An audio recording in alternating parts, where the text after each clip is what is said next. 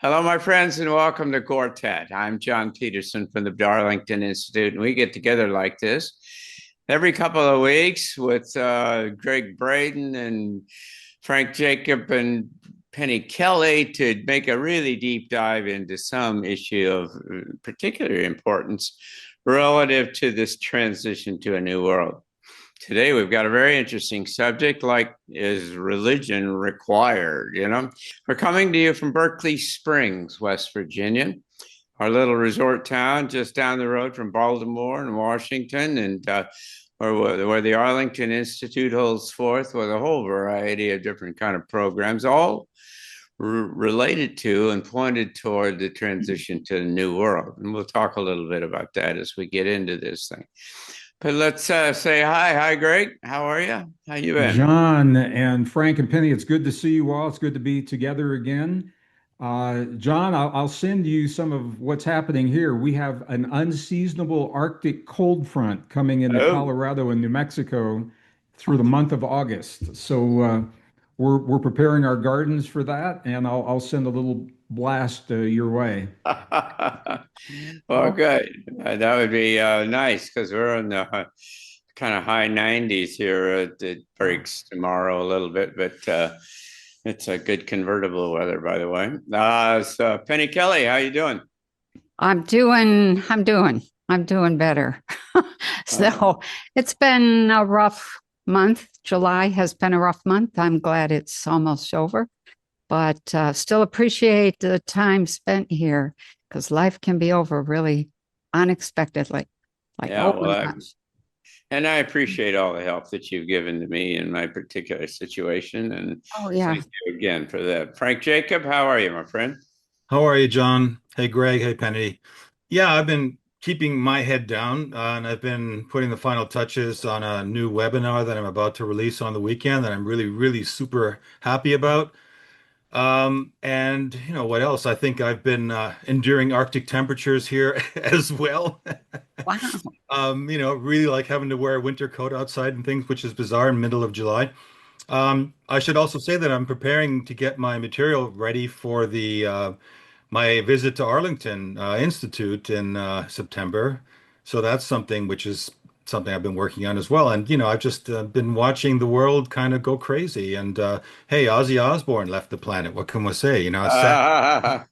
Well, we're all very much looking forward to having you with us in September as well. It's going to be an interesting time. So let's run around the table again backwards, I guess, and say what's been on your mind. What do you think, Frank? What have you been thinking about? Well, like I've been thinking a lot about how we're living in this kind of it seems like I was just saying in the pre-show chat, like it's a post-truth world we've landed in where, we don't, the media is filled with so much absurdity and drama like never before, but we're at the point now where we can't trust anything that's put in front of our eyes on a screen. The only thing we can actually really just still trust completely is something directly in front of us in the physical that we can put our hands on, I would say. And I think we're seeing the reflection, if we look at it animistically, that we're seeing, the earth is shaking. And today we just had what is it, 8.8 or something earthquake in the middle of the Pacific, and what is it, Kamchatka, I think, or Kamchatka, Kamchatka. Kamchatka. Kamchatka. Right. Yeah. And it's like, emanating outward. And so this is all, I think, all just sort of like this reflection of the chaos going on in the world and just kind of trying to navigate it and keep my spirits up and keep busy. And I'm glad I have something to keep busy with because that keeps me focused. Yeah. Well, Penny, you've got something to say about this. You just sent out a blog post saying the change is here and it's in the air. And Yeah. tell us more about what that is. Just that the earth mirrors our or feels or responds to our attitude. And I just keep going back to something that I saw with the little men in brown robes, in which the planet just tipped and shook up a lot of people, a lot of things. the changes are happening so fast now that everything and everybody is kind of like Yeah. and I was particularly aware and really researched the Genius Act that was signed on July 18th by Trump. That really changes all the rules of ownership, and in a way that sort of leaves out the human. And that really that's been on my mind big time. Lots of moving parts. It's Yeah. really fascinating on one hand, and then it's hard to, I guess, as you've suggested, to extract yourself from it because it is the context in which we're living in, after all. What do you think, Greg? Well, we're all looking at the same thing, and since the last 2 weeks, since we've been together, AI has been the big topic on the front and center publicly. The role of AI in our lives, the ability of AI to tell us things about ourselves, and the concerning uh, uh, phenomenon of the growing number of people who are turning to AI for spiritual insights about their current lives, about their past lives, about their own relationship to the world and to their bodies, not understanding how AI even works. So, about 10 days ago, a little more than 10 days ago, the US actually rejected the amendments to the international health regulations through the WHO and said that the US will not participate in any mandates that come down through the UN. So those things I think are really important. They're going to play a role, I think, in things that are happening when the flu season, as they call it, when it begins in a few months or a few weeks, I guess, a couple of months. And I'll stop right there. But those are things that I've been really interested in this last 2 weeks. Your comments about AI kind of are sympathetic to what I've been reading and I've been thinking about it. And in particular is that, it's really easy to get dependent upon, or let's say it this way, to lose the ability to critically think. So our topic today is, in terms of a bumper sticker kind of thing, is religion required? And you really need to quickly say religion or something like religion. Is religion or something like religion required in order to support and provide the underpinnings for engagement in action and behavior? If you think about it a little bit, you could probably make a pretty strong case that almost nothing of importance, of really real significant importance, in terms of human activity and structure and processes and institutions and everything like that, is not a derivative of some kind of a religious kind of underpinnings of one sort or another. There are these principles, these objectives, these truths, these assumptions, these all these things that, although not always stated, certainly you can be an atheist and not believe in a God or anything. And we can ask about that here in a minute. You could do all of that, but nevertheless, when you talk about fairness and you talk about equity and you talk about the importance of life and any number of other kind of things, all of those derive from, whatever you tell me your book, pick a book. One of the major kind of spiritual books and the teachings have a list of things that are acceptable and that we have therefore built, whether we know it or not, we've built our whole systems around that. In the context of what we've already just started to talk about here today, in a time where everything is changing, when everything's up for grabs, when everything's moving, when you don't know what's true or not, when you can see easily on the not very distant horizon the emergence of a whole new world, a whole new set of ideas, a whole. You say to yourself, well, wait a second. So what is it that it kind of is the kind of fabric that holds together this whatever it is that we're building out here? Is there have to be, is there necessarily the requirement for whatever the function is that religion has played in the past?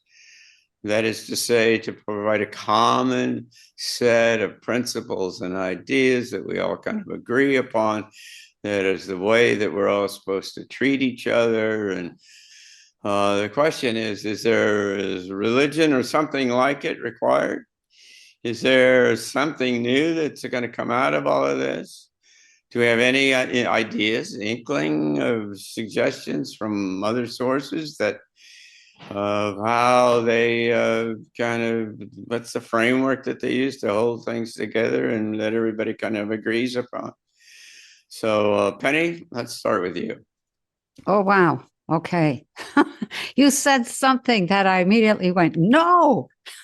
And yet it is something that everybody thinks about now or talks about. It's critical thinking.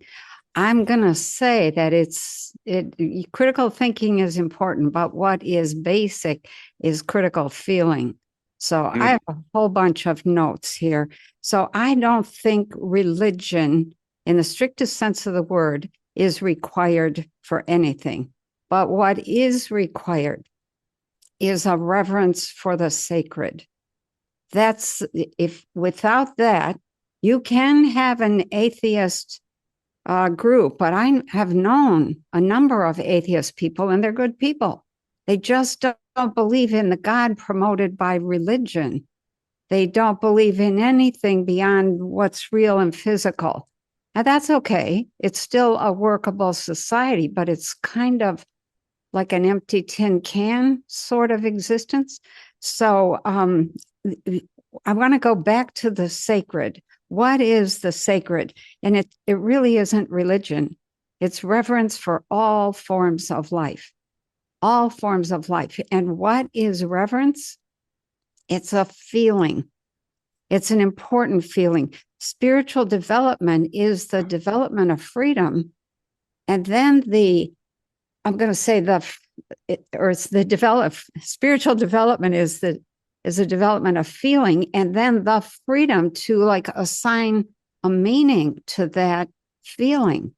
Is it good? Is it bad? Is it pleasant? Is it scary? What is it? We don't have that kind of freedom. And we have been, through religion, made to have, put certain feelings in a box, and we're not to touch those. Those are shameful, those are embarrassing, those are not acceptable, whatever. So when you get outside the box of social norms, you can begin to look at religion and you can appreciate what it says it's trying to do. But the reality is that religion is another control mechanism. And we've all heard that before. But it doesn't allow you to feel freely. And so it's not inclusive. It doesn't bring a feeling of accomplishment. It doesn't expand the whole. The whole civilization has to make a determination, or groups within it. Where am I going? And who else is going there? Am I going alone? And so that whole, I'm going to say, need is for reverence for life and what's possible, the human potential, and then awareness, a deep awareness of what is the goal of that civilization. And if it's just money, that's not evolutionary. That is a dead end. So, there's a few more things I could say, but I'll stop there for now. All right. Well, I want to come back, not here, but when we come back and discuss, and I'd like for you to address the question is, how do you determine what is sacred? Who decides? How does that work? Is my car Okay. is my car sacred? I like it. I think it's pretty cool. Frank Jacob, what do you think? Well, I mean, I like what I heard Penny say, and I think the first thing that came to mind for me was, as far as is it required, religion, like how do you define religion? Because you already talked about it, Penny. It's like there's the sacred, and then there's this ritual, but even ritual can be divided up into something that means something to you that you do to reinforce a pattern which helps to anchor some thought or idea or energy in you, and then there's the ritual of a routine, which you see when you go to organized religion, where they just pull out the book and they do the 1 2, and it doesn't really have the meaning, because you can tell it doesn't really have meaning, because people that leave that service don't leave it significantly altered. They get back in their cars and shout at the guy who's cutting them off. And, I can give 1,000 examples. And the other thing is, religion is the force that you could say has led to war on this planet. So I definitely do not think it's required, but I see that it has emerged in tandem with humanity, with a certain portion of humanity, that's for sure. And I also think there's a distinction between an organic kind of a spirituality or religion, as opposed to something which is staged or theatrical. Oh, Even the putting on of the robes. I mean, on the one hand, it's like, yeah, when you go up on stage, I've played in bands, and I'm sure Greg, you know a little bit about that too. You get up on stage in a costume, but you're there to put on a show, right? So, religion crosses over a little bit into that. And what emerged over time has aspects of kind of control, because it seems like a certain group of people recognize that there's a pattern in people surrendering their sovereignty to something they call the unknown. They don't know the answers, so they're giving away their power to the figure up front who's the authority of the unknown. And there's those who have found a way to kind of capitalize on that. And so we've seen the emergence of religions that separate people into those that are in the club and those that are not. So divide and conquer, we know, has always been an effective way to control the masses. And that goes back to the idea of war. Why would there be war if people can't get riled up against each other based on some ideology? And I think more and more people are becoming aware of that in our times now. I started reading a lot of books early in my life when I was 10, 12, 15 years old, that were spiritual books, but and metaphysical and stuff like that. But the further I get, the more I return to a sense of feeling connected to the earth as part of an entire ecosystem. And I see that these advances, and for me personally, advances in something I'm studying and researching now, plasma sciences and the reemergence of ether, is very promising. This information brings us back to a place where we can kind of safely say the whole universe has an underlying form of intelligence, of consciousness, and it acts like that, and that we can see evidence of that. And our home planet can be viewed literally as a living being with purpose and cohesion that we belong to. So animism is having a kind of a big comeback. And when you feel and see things this way, your connection to the overall world and your life has a greater purpose. And it makes you feel like sculpting your life in whatever way has meaning. And everyone is playing a role in the cosmos that will be recorded for all time and deposited into this phylogenetic memory bank as resonance, where it'll survive eternally, really, as part of the human experiment. Well, thank Oops. you. Yeah, interesting. Gregg Braden. The question was, is religion required or something like it required? And then the next was, in the emerging future, is there a possible new idea to replace religion that's likely to emerge? When we look at the context of this question, because we can't divorce the question from where we are in the world right now, there is uh, a concerted effort to support the stated goal to remake our world and to remake our lives. And those are specifically stated by the WEF. They're specifically stated by the United Nations. And we're seeing the policies enacted to meet that goal, to remake the world and to remake our lives. Part of remaking our lives is the breaking of the social bonds that have always held us together as families and societies, but even on a deeper level as individuals that have helped us to give meaning to our own lives and a sense of purpose in life. So this question is being asked in the presence of the goal of remaking and destroying those things that we have known in the past. So we asked the question, and everyone here is taking a stab at it. What is religion? The definition, one of the definitions of religion is a system of beliefs, values, and practices related to spiritual or supernatural phenomenon. Okay, so that's one definition. The purpose of religion is to do what I've just mentioned, to form a framework so that we can understand the world and hopefully our place in the world and hopefully how to make life better. And these are the roles that religion plays in our lives. What we have to recognize is that we're already living in a bifurcated society. We already have a split. We already have a technocracy and people that are all in on that technocracy and have essentially given their power away to the technology as a religion. And there's a good argument that could be made that science and technology have become a religion for some people because they follow precisely what the definition is to have the framework to understand. It gives meaning and purpose to life. And related to spiritual as supernatural, when we begin looking at the forces of quantum physics, while we may not use those terms, they fit the bill. There are forces that cannot be seen, are not clearly understood, but give meaning and purpose to everything that we see happening in the world. So we see that, and then we also see the other part of the bifurcation, people that have rejected all of that. We've talked about that in this program.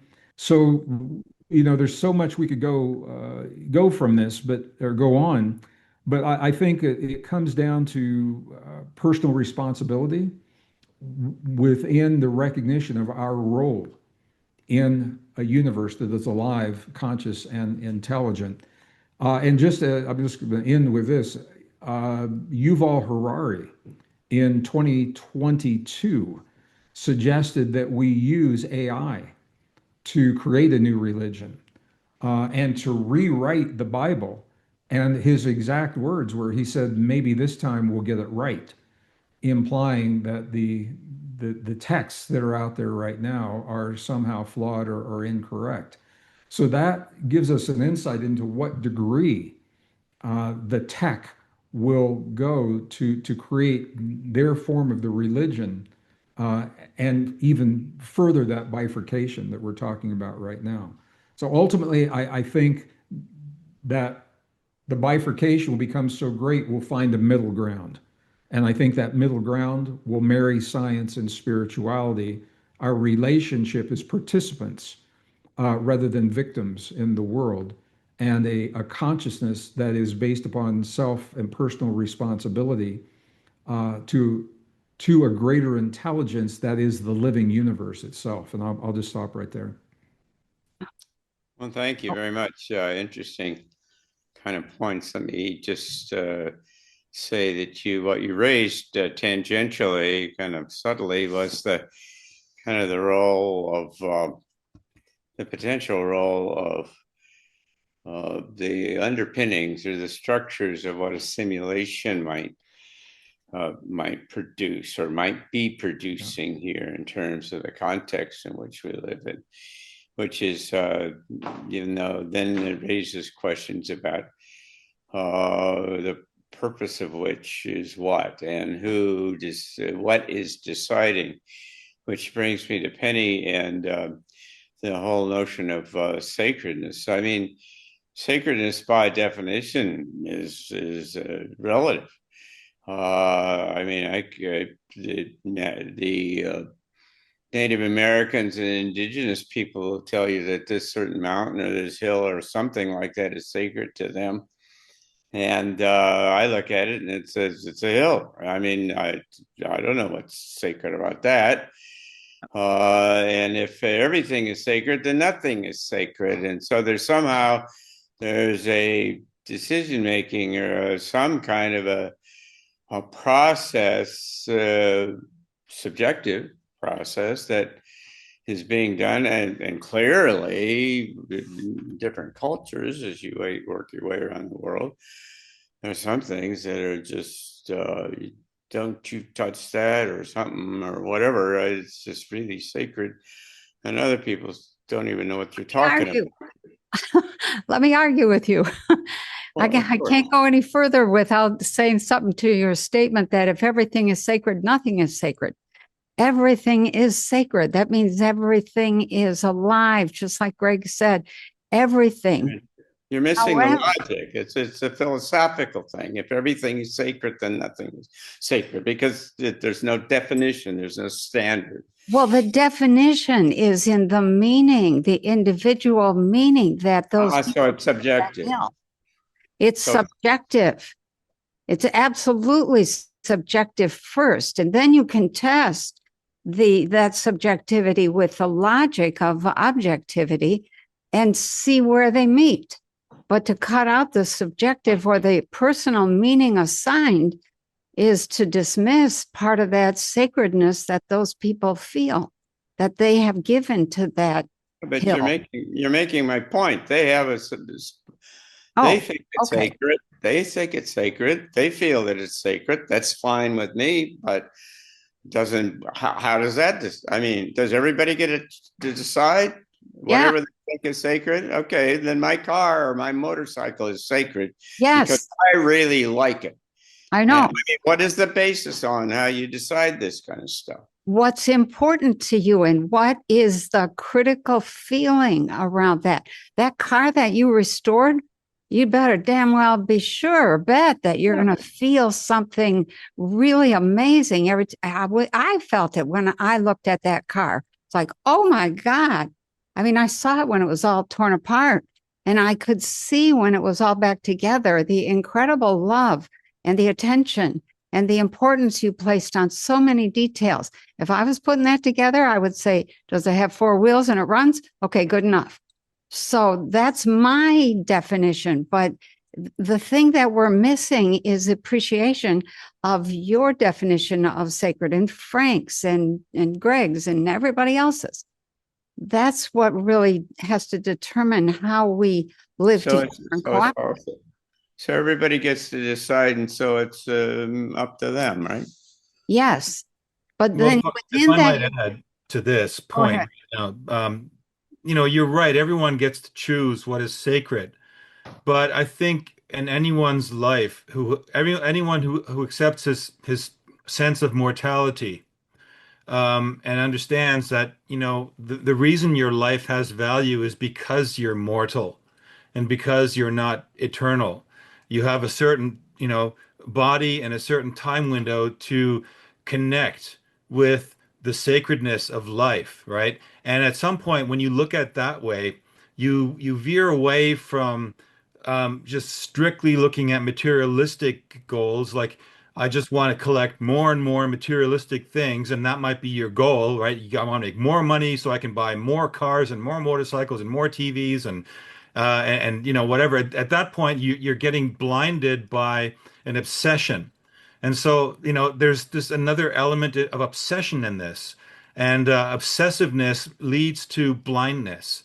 And somebody that's in touch with sacredness and connecting on the religious level with his other mortals on this planet, stops thinking that way. And that's kind of the beginning of where we set what would those, given rule sets be that we agree together on to allow ourselves to express ourselves to the maximum genius potential, I think is what we're talking about. I think, John, if I'm not mistaken, I think what you like about cars is the genius that went into making them, and the construction of them and the parts. And, somebody thought that whole thing through. That's a certain level of sacred genius.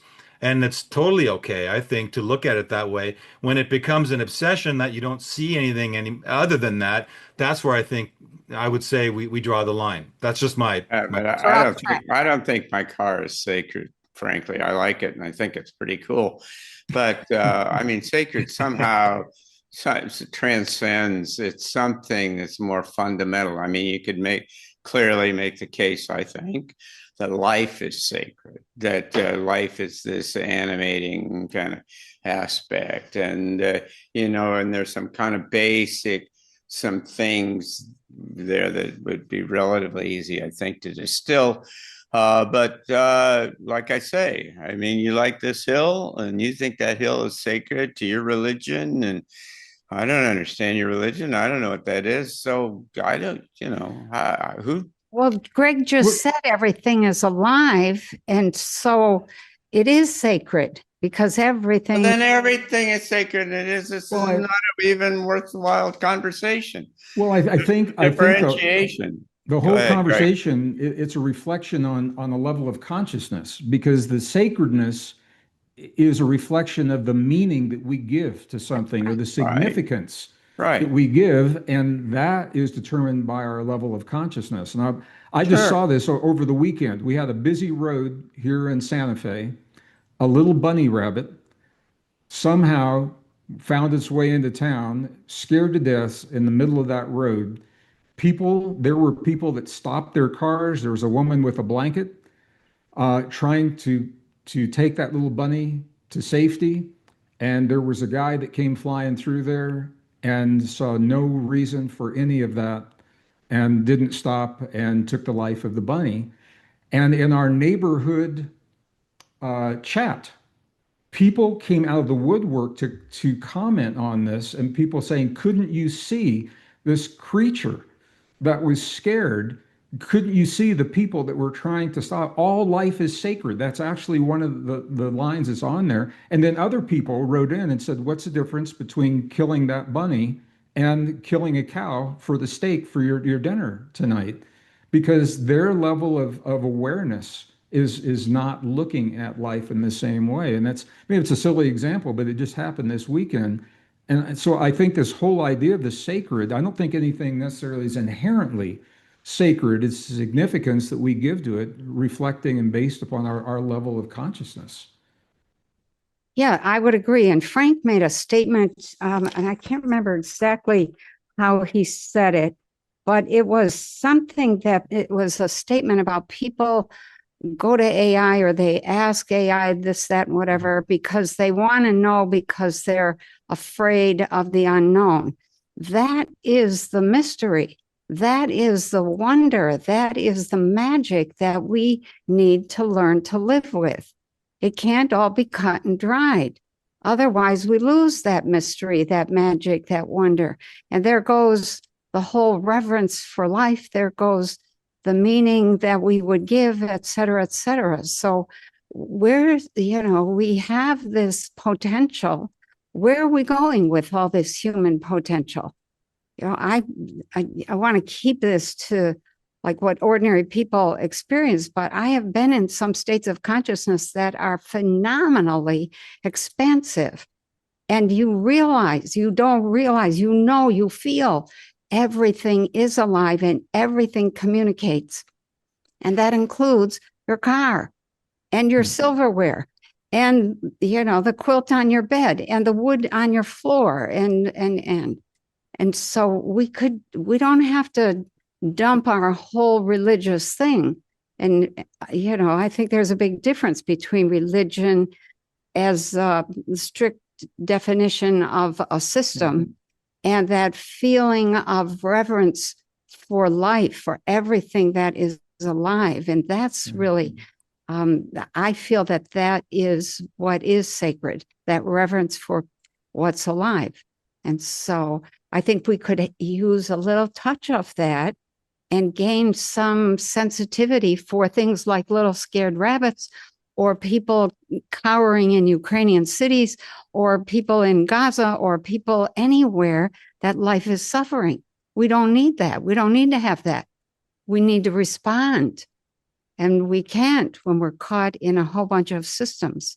that are based on religion and not just religion. I agree with you, and I agree. certainly think that there are some. We're kind of almost out of time here, but that there are some things like life, and that and a variety. There's a handful of things that are really quite fundamental that that give very basic structural meaning to this human experience that are by definition then sacred because they are so fundamental to the experience that they animate, they enable the experience, and without them, without life, there is no life, for instance, and that as you look into this emerging new world, that this idea, for instance, that everything is connected to everything else is not an explicit tenet of any religion that I know of offhand, maybe animism or something, but that and the sacredness of life and I don't know, the role of love maybe in there somewhere. There are some really kind of fundamental things that really in explicit and structural terms are not part of religion. And you could see that those kind of things are getting purchased. They're coming together, they're merging into a space that you wouldn't call it a religion. I mean, you would call it, I don't know what it is, but it's a framework of principles and values and something else that everybody knows. I mean, if you teach the kids this at school when they grow up and they know everything is connected to everything else and that what you do affects everything else, that's a basis for a functionality that religion now, in part at least, provides in spaces where it largely makes up things in order to generate answers to questions that are ineffable. Okay, I have to agree that the way you just put that, I can live with that. The thing that I would say, last thing I would say would be who's leading, who's guiding, who's. Oh, no, I mean, so then now you're back to the beginning of the question. Says who decides, Yeah. So maybe we can talk some more about it Okay. coming downstream. But this is a delightful conversation. Thank you all very much. It's fun. It's always fun here to come here and be with you. And let me remind our viewers that this comes to you from the Quartet comes to you from the Arlington Institute. It's a little think tank that I put together. I was going to say in a moment of weakness about almost 40 years ago now. But we are in the business of trying to make sense out of these big, serious, deep questions about this new emergent new world and where it's going and what it could be and how it could look and what we can do about it and how we can get ready for it all. And we hold forth here in Berkeley Springs, West Virginia, which is a little resort town just down the road from Washington and Baltimore. We've got a lot of programs of different kinds, and you can find out all about it at arlingtoninstitute.org.